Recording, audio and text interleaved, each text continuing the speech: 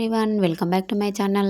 So if x plus y equal to 13, x minus y equal to 5, then find x is to y equal to how much? So ఇలాంటి problems వచ్చినప్పుడు మనం జనరల్గా ఏం చేయాలంటే x value find out చేయాలి.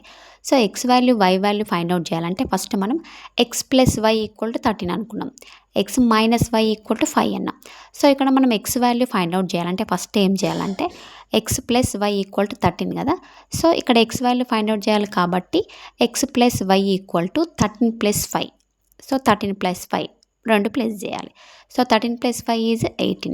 Next x minus y అన్నాం కదా. So ఇప్పుడు సబ్ట్రాక్షన్ చేయాలి. 13 మైనస్ 5 ఈజ్ 8. ఎందుకు సబ్ట్రాక్షన్ చేయాలంటే మనకు x value y value find out చేయాలి కాబట్టి first x plus y equal to 18 and next x minus y equal to 8 అయింది. సో ఇక్కడ ఏంటిది x equal to 18, y equal to 8.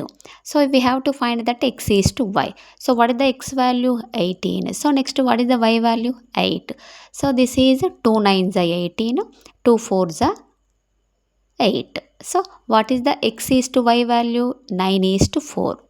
So x is to y equal to 9 is to 4 is the answer. So ఇలాంటి problems వచ్చినప్పుడు first మనం x value y value find out చేయాలి కదా.